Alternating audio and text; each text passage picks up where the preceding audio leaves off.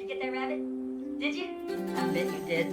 Film ini akan berkisah tentang seorang pria lajang yang hidup di sebuah desa kecil di Amerika. Pria itu bernama George Melly. Dia berprofesi sebagai seorang mekanik di sebuah bengkel mobil. Selain itu, dia juga memiliki sebuah kebun kecil di halaman rumahnya. Namun akhir-akhir ini kedamaian kebunnya terganggu oleh seekor kelinci yang sering masuk dan memakan daun-daun tanamannya. Padahal, George sudah memagarnya dengan kayu yang ditancapkan 1 meter di bawah tanah dan kelinci tersebut tetap bisa masuk dan memakan tanamannya. Dan itu cukup menjadi misteri tersendiri baginya. Wait a minute.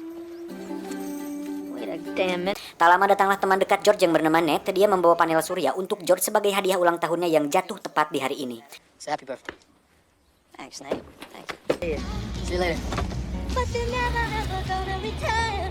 Di tempat kerja sendiri, George kebetulan memiliki seorang atasan yang berkebangsaan Spanyol, sehingga kadang dia harus melihat kamus untuk mengerti beberapa kalimat yang diucapkan bosnya tersebut.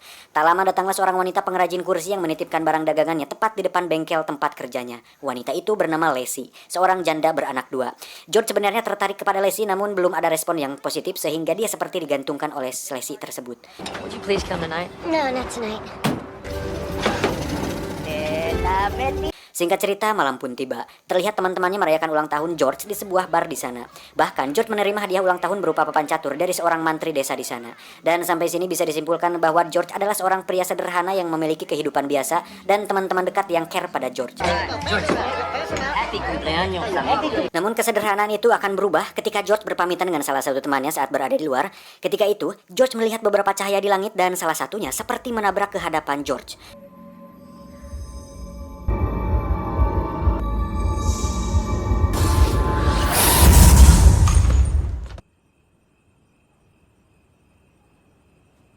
Saat kembali ke dalam, George pun mengungkapkan kejadian tersebut, namun mereka semua tidak melihat dan mendengar apapun. Ketika dia berbicara, si dokter pun terus menyuruh George untuk menyelesaikan permainan caturnya. Dan tak diduga, si dokter atau mantri tersebut langsung disekakmat oleh George. Dan itu baru permulaan.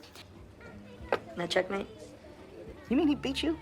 Play another one? You can get your revenge on me tomorrow, alright? Happy birthday, George. That was a good party. Ketika di rumah, George bahkan tidak bisa tidur dan terus memikirkan hal-hal yang belum pernah dia pikirkan sebelumnya. Rasa lapar atas pengetahuan atau pemecahan masalah seperti nampak membeludak di kepalanya. Hingga George akhirnya bisa memecahkan misteri kenapa kelinci yang suka makan daun di kebunnya selalu bisa masuk dan keluar, padahal dia sudah menanam pagar yang sangat tinggi. Karena ternyata, kelinci tersebut selalu berada di dalam kebun dan tak pernah keluar dari sana.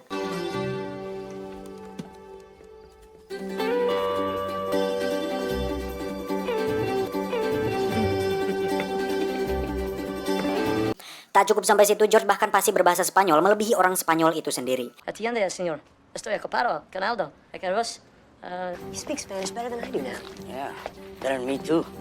Dan yang paling menakjubkan dari semua itu adalah ternyata tanpa sadar George juga memiliki kemampuan telekinesis. Hal itu mengingatkan kita pada film Lucy di mana saat manusia memasuki 20% kapasitas otak, kita bisa mengendalikan objek atau benda tanpa menyentuhnya.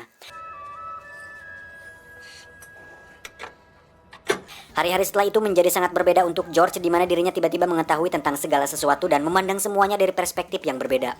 Dari mulai memasang panel surya sendiri, melakukan percobaan dalam bidang pertanian, membaca belasan buku per hari, dan kembali mengalahkan sang dokter pada permainan catur. Nate, Doc. Wait, George. What in the hell is going on? You know, I understand right away. Concentrate.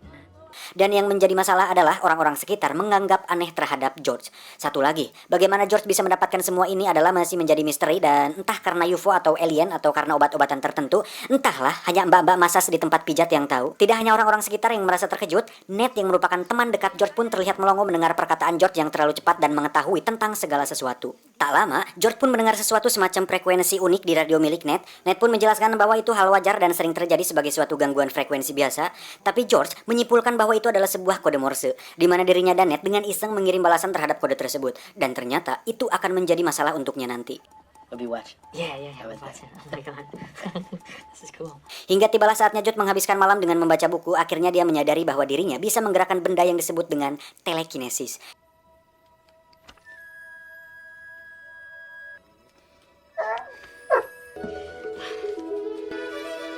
Oh God. Man, is somebody trying to tell me? Esok harinya George pun pergi ke si dokter untuk memeriksakan kejanggalan yang dialaminya. Hasilnya tentu saja nihil, karena itu bukanlah spesialisnya. Dan justru si dokter malah nampak terhibur dengan aksi telekinesis yang ditunjukkan oleh George. Well, whatever the reason is, I promise you we'll find it. Let me see you do that one more time. Sore hari sepulang bekerja, George pun datang ke rumah Lacey untuk memberikannya bunga sebagai tanda bahwa dia memiliki rasa terhadapnya. Walaupun Lacey selama ini masih jual mahal terhadap George. Ketika anak-anaknya bermain, George dan Lacey pun pergi jalan-jalan ke hutan belakang rumah untuk sekedar mengobrol lebih persuasif. Saat sedang mengobrol tersebut, tiba-tiba George mendengar sesuatu yang tidak biasa didengar oleh manusia biasa pada umumnya. Di mana dia seolah mendengar bahwa pohon-pohon di sana berbicara dengan gelombang ultra low frekuensi kepada George bahwa akan ada gempa bumi yang akan terjadi. Untuk itu, George meminjam telepon Lacey dan memberitahukan hal tersebut kepada petugas BMKG di pusat kota. Namun karena George tidak memiliki kapasitas tersebut, para petugas BMKG itu pun tidak mempercayainya dan menutup teleponnya. Take the vases down in China. Ketika Lacey dan anak-anak selesai makan malam, mereka pun seketika dikagetkan dengan gempa bumi tersebut. Lacey yang awalnya tidak percaya pun seketika kaget dan penasaran bagaimana George melakukannya. Untuk itu, dia datang ke kediaman George untuk menemuinya. Tapi justru, Lacey malah menemukan fakta mengejutkan lain di mana kursi rotan buatannya selama ini ternyata bukan habis terjual, tetapi dibeli dan ditimbun oleh George sendiri. Yang mana hal itu dilakukan oleh George agar Lacey merasa senang. Namun sebagai orang yang tidak mau dikasihani, Lacey justru sangat kecewa dengan hal itu. Sabar ya om, nyesalkan putus sama emak saya. Suatu hari terjadi sebuah kejadian di mana ada seorang kakek yang mengalami keracunan makanan. Si dokter yang menanganinya pun tidak bisa mendapatkan informasi yang jelas karena si kakek tersebut adalah orang Portugis yang baru pindah sekitar seminggu yang lalu dan belum bisa berbahasa Inggris sedikit pun. Si dokter pun teringat kepada George dan menyuruh orang di sana untuk menjemputnya datang ke situ. Juga jangan lupa untuk membawa kamus bahasa Portugis agar bisa dia pelajari. George sendiri terlihat berada di kebun kecilnya bersama Ned. Tak lama, datanglah seorang profesor ke sana untuk menanyakan bagaimana George bisa mendeteksi gempa bumi tanpa peralatan apapun. George pun dengan semangat menjelaskan semuanya dengan cara dan istilah yang membuat si profesor dan Ned terlihat melongo, dan justru George malah mempresentasikan percobaan pertaniannya kepada profesor tersebut. Tak lama datanglah teman George menjemputnya. I gotta go. Why don't you go along, Professor? Dan di tengah perjalanan, George pun dengan cepat mempelajari kamus bahasa Portugis yang lagi-lagi sang profesor terlihat makin bingung dengan apa yang sedang terjadi. Hingga sampai di lokasi, George langsung berkomunikasi pada si kakek dengan logat Portugisnya yang fasih. Ternyata si kakek ini ingin memberitahukan bahwa dirinya bersama sang cucu yang memakan makanan beracun tersebut, dan dia khawatir karena si cucu belum pulang dari tadi pagi. Untuk itu George dan kawan-kawan pun pergi mencarinya. It's Alberto. Alberto, yeah. Alberto! Hingga tiba di suatu lokasi, George tiba-tiba bisa merasakan keracunan yang dialami oleh si anak kecil tersebut, dan dengan kemampuan telekinesisnya, George pun menggerakkan beberapa kayu untuk menunjukkan di mana si anak berada. Seketika, semua orang yang ada di sana terkejut, tak terkecuali si dokter, profesor, dan atasan George sendiri.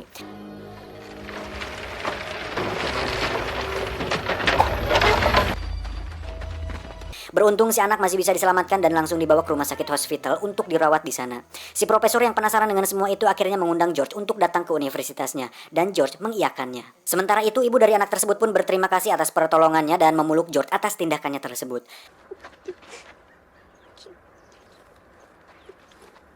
Dengan semua keajaiban yang George tunjukkan, membuat teman-temannya terus bertanya bagaimana dan apa saja yang bisa dilakukannya. Tapi justru hal itu membuat George risih dan memilih pergi dari sana. You get messages, George? Yeah, when Paulette delivers the mail, I do. They say at the library you read 4 books a day. I better go. Hey! Sementara itu George pun kembali menemui Lacey untuk meminta maaf atas kejadian tempo hari. Tapi nampaknya Lacey masih kecewa dengan hal itu. You want George? Thanks, Lace. Saat pulang ke rumah, George pun kembali dikagetkan dengan beberapa orang pemerintahan yang terlihat memeriksa kediamannya tersebut. Salah satu agen FBI yang ada di sana pun menjelaskan bahwa Ned temannya saat ini sedang ditahan karena telah mengirim pesan rahasia kepada markas angkatan udara yang dimana saat itu sebenarnya dilakukan oleh George ketika sedang iseng memecahkan kode Morse waktu malam itu. Untuk itu, George pun ikut dibawa ke markas bersama mereka. Di sana, George dites oleh beberapa orang ahli untuk memecahkan suatu kode Morse yang rumit, tapi George yang cerdas mengatakan bahwa itu terlalu rumit baginya dan yang dia inginkan hanya agar Ned temannya dibebaskan. Dirasa tes tersebut tidak berhasil, salah satu pimpinan di sana menyarankan agar George dites kecerdasan, di mana dia harus menyebutkan 20 jenis hewan mamalia berbeda dalam waktu 60 detik. Tapi George malah melakukan yang lebih dari itu, di mana dia menyebutkan hewan mamalia sesuai urutan abjad dari A sampai Z, dan itu membuat si penguji terkejut. Aardvark, baboon, caribou, dolphin, lion, marmoset, Newfoundland, whale, yak, zebra. Dilanjutkan dengan menyebutkan usia seseorang yang lahir pada tahun 1928, berapa usianya jika orang itu masih hidup sampai sekarang. George lagi-lagi mampu menjawab secara detail bahkan sampai detik usia orang tersebut. I'm born in California. It's 23 days, 14 hours, and in 12 minutes. Terakhir, penguji dikejutkan saat melihat pulpen bisa bergerak sendiri. Saat ditanya, George menjelaskan bahwa hal itu bisa dilakukan oleh setiap orang karena pada dasarnya semua hal yang ada di alam semesta terbuat dari materi yang sama, yaitu energi. Karena tidak adanya bukti atas tuduhan keamanan nasional tersebut, George pun dibebaskan dengan syarat untuk tidak lagi mengakses institusi pemerintahan. Saat George kembali ke lingkungan, orang-orang sekitar makin penasaran dengan terus menanyakan apa dan bagaimana dia bisa secerdas itu. Karena kondisinya sedang tidak stabil, George pun emosi dan tidak sengaja memecahkan kaca di bar yang membuat semua orang ketakutan. Hingga akhirnya George memilih untuk sendiri. Look at him! Now look at him! Look! It's okay. Oh, man. Di tengah kesendiriannya, George menghabiskan hari-harinya dengan berkebun dan membaca buku. Dan akibat dari tidak pernah tidur itulah, kondisi tubuh George makin hari makin melemah. Hingga suatu hari saat semua orang menjauhinya, datanglah Lacey ke rumahnya. Di sana Lacey dengan tulus merawat dan membersihkan George hingga dirinya siap untuk mengikuti sebuah bazar yang diadakan di pusat kota.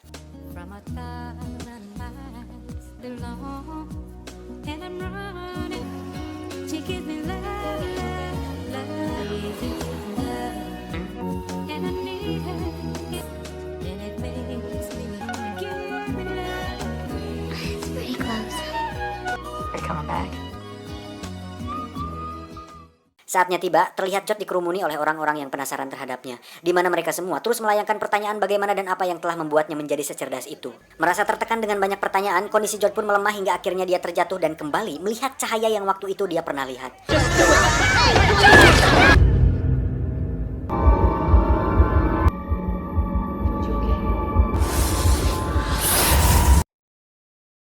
Dan pada akhirnya semua terjawablah sudah bahwa dokter mendiagnosa adanya tumor pada otak George. Yang entah bagaimana caranya tumor tersebut justru memicu sebuah area pada fungsi otak yang membuat George bisa secerdas itu dan para dokter pun tidak bisa menjelaskan bagaimana itu bisa terjadi. Tapi yang jelas, penyebab George tidak bisa tidur dan melihat ilusi cahaya tersebut bisa dipastikan adalah karena tumor yang dialaminya. Yang pada akhirnya membuat tubuh George sekarat dan tidak bisa bertahan lagi. Si dokter pun menjelaskan bahwa tubuhnya tidak akan bisa bertahan lebih dari 24 jam ke depan dan meminta George untuk mengatakan apabila ada yang bisa mereka lakukan sebelum itu. And for a man who's never been a father, I sure feel like I'm losing a son. Can I do something for you, George?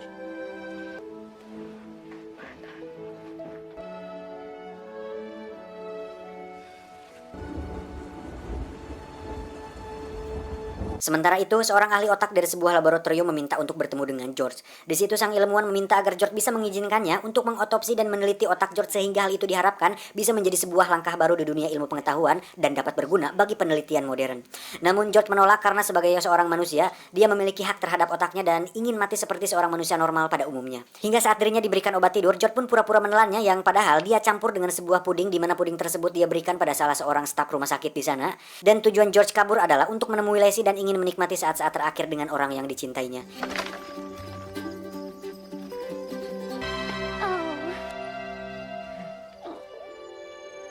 Hingga saat mereka bersama, akhirnya George menghembuskan nafas terakhir tepat di samping Lacey.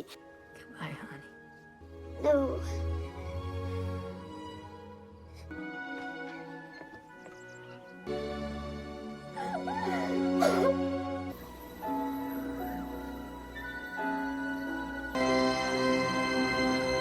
Satu tahun sepeninggalan George, terlihat Ned sedang panen jagung di kebun miliknya sesuai permintaan George waktu itu.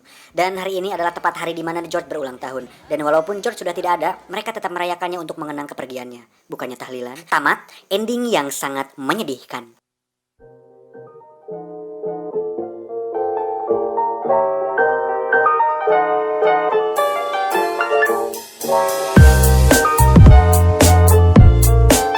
Tidak seperti film Lucy, Limitless atau Transcendence, film ini lebih fokus ke dampak sosial dibandingkan pengembangan kecerdasannya, dan itu menjadi suatu hal yang realistis di mana ketika orang-orang sekitar tidak siap dengan sebuah perubahan yang kita lakukan, maka hal itu akan nampak aneh di mata mereka, dan itu cukup merepresentatifkan dampak tersebut. Dan alasan atau penyebab dia cerdas saya rasa lebih masuk akal dibandingkan film Lucy atau Limitless yang mendapatkan kejeniusan akibat suatu obat-obatan atau narkoba jenis baru.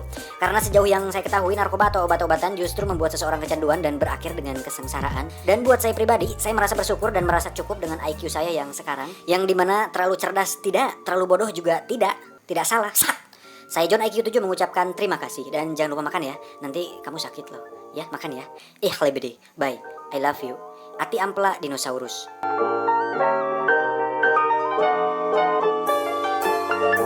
Oh.